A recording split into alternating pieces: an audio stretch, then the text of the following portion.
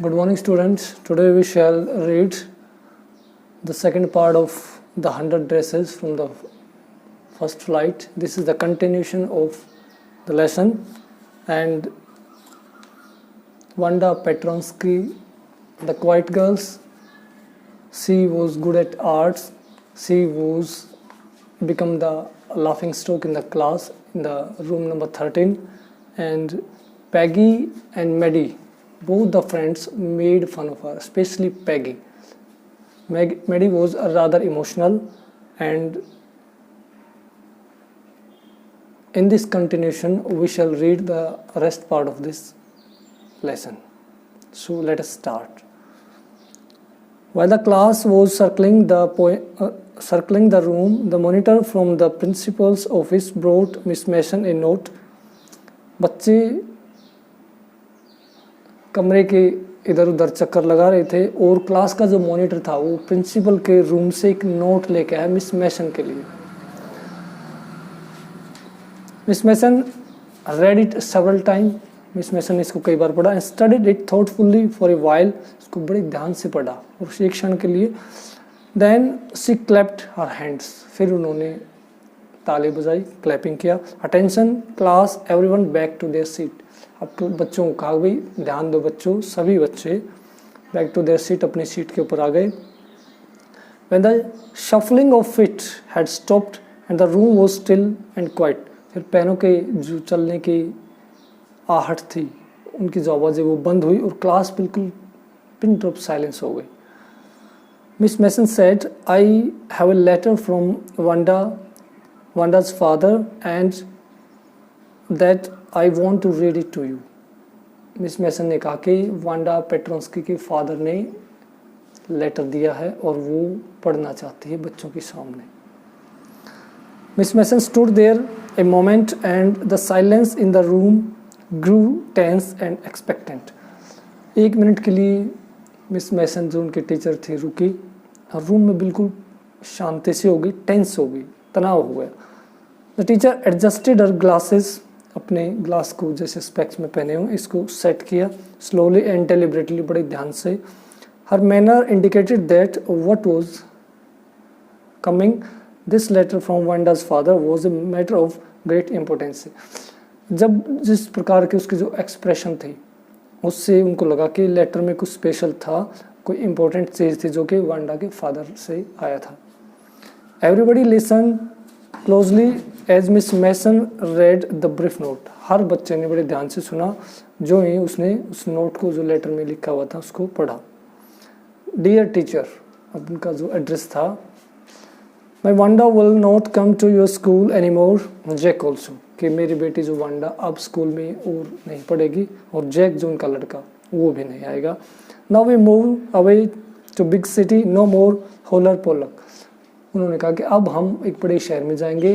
Holer एक जो cry थी, बच्चों की जो शाउटिंग थी. पोलर एक अब्यूसिव वर्ड होता है कि पोलैंड के लोगों को इरिटेट करने के लिए बच्चे जनरली यूज़ करते हैं. तो अब कहता है कोई क्राई नहीं होगी, कोई शाउटिंग नहीं होगी, कोई ऐसा अब्यूसिव वर्ड यूज़ नहीं करेगा. My daughter is living the school along with my son. No more ask a why funny name, और कोई उसका जो नाम था बड़ा हास्यास्पद था उसको नहीं पुकारेगा. Plenty of funny names in big city, और कहते बड़े शहरों में ऐसे नाम हो जाते हैं. योर्स ट्रूली जेन पेट्रोंस्की, अपना नाम लिखा जेन पेट्रोंस्की और पत्र का उन्होंने एंडिंग किया. A deep silence met the reading of this letter. अब इस लेटर को पढ़ने के बाद शांति हो गई वहाँ पर बिल्कुल.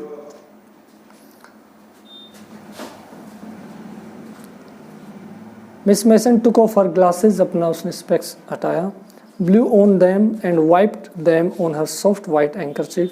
वहाँ से उसने एक फूंक से मारी और उसको पोंछा अपनी सफ़ेद हैंकरचीफ से, हैंकी से. Then she put them on again, फिर उसको फिर से पहना. And looked at the class, बच्चों की तरफ देखा. When she spoke, her voice was very low. जब वो बोली तो उसकी आवाज़ काफ़ी धीमी थी, लो वॉल्यूम था. I'm sure that none of the boys in the class room 13 boys and girls in the classroom 13 would purposely and deliberately hurt anyone's feeling because of his or her names happen to be long and unfamiliar. अब उसने कहा कि भी room number 13 इस कक्षा में कोई भी बच्चा जानबूझकर किसी की भावनाओं को हर्ट नहीं करेगा, और specially on the basis of unfamiliar name, कोई नाम स्ट्रेंज हो उसको गलत नाम से, जो लंबा हो नाम, टिपिकल हो, उसके हिसाब से कोई इरिटेट नहीं करेगा. I prefer to think that what was said in thoughtfulness. और कहते कि मैं इस बात पे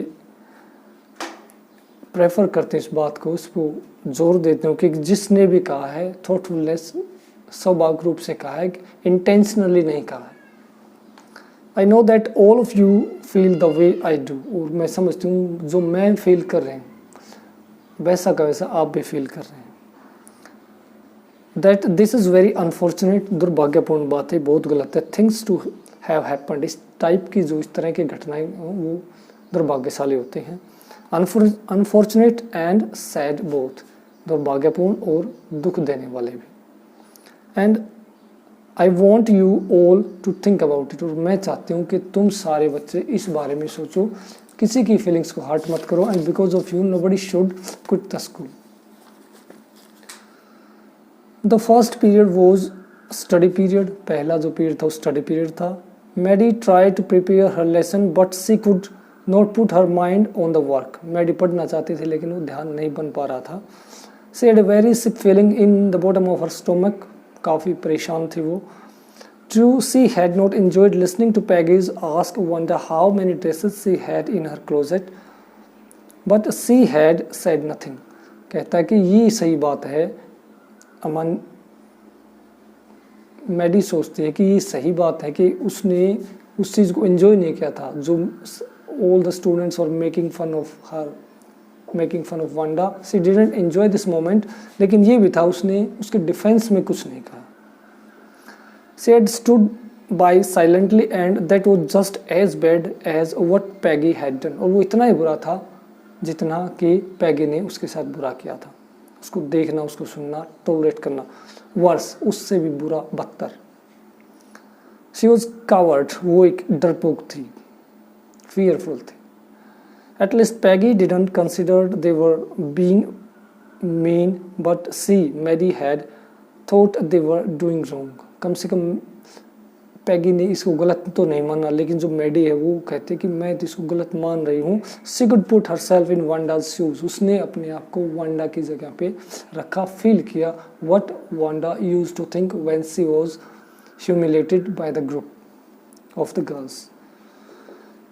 गुडनेस, भला हो, अच्छा हो. Wasn't there anything that she could do. क्या ऐसा वहाँ पर कुछ नहीं था जो वो कर सकती थी? If only she could tell Wanda that she hadn't meant to hurt her feelings. कम से कम वो काश उसको ये बता देती कि उसका जो इंटेंशन थी उसको हर्ट करने की नहीं थी. कम से कम ये तो बता देती. She turned around and stole the glance at Peggy. उसने पैगी की तरफ देखा सोचते हुए, but Peggy didn't look up. पैगी ने उसकी तरफ नहीं देखा. She seemed to be studying hard. वो पढ़ रही थी ध्यान से. Well, whether Peggy felt badly और नोट, पैगी को उसका बुरा लगे न लगे, सी यानी Maddie had to do something, कि मैडी को कुछ करना है, ये मैडी सोच रही थी. She had to find Wanda Petronski. उसको वांडा पेट्रोन्स्की जो बच्चे थी, क्वाइट गर्ल्स, गुड आर्टिस्ट, को फाइंड करना था, ढूंढना था.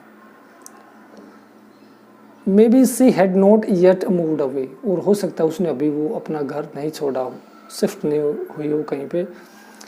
May be Peggy would climb the Heights with her. और हो सकता है पैगी भी उसका साथ चले बोगिन साइड पे जो रहती थी वहाँ तक. And they would tell Wanda she had won the contest. और वांडा को जाकर बताएगी कि उन्होंने कॉन्टेस्ट विनर किया है, जो ड्राइंग कंपटीशन था. She had won that competition. She would tell her that they thought she was smart and the 100 dress were beautiful. और उसको बताएगी वो बहुत अच्छी है, इंटेलिजेंट है, और उसकी सारी जो 100 ड्रेसेस हैं, they all are beautiful. So students, the basis of finance pouty look. We should not make fun on anybody. So this lesson conveys the message that we should be moderate, we should have human sense, we should be sensitive to our classmates, we should not make fun on others on having a strange name. So the rest part of this lesson will be taught to you in the next video. Till then, keep practicing, keep learning. Have a great day. May God bless you.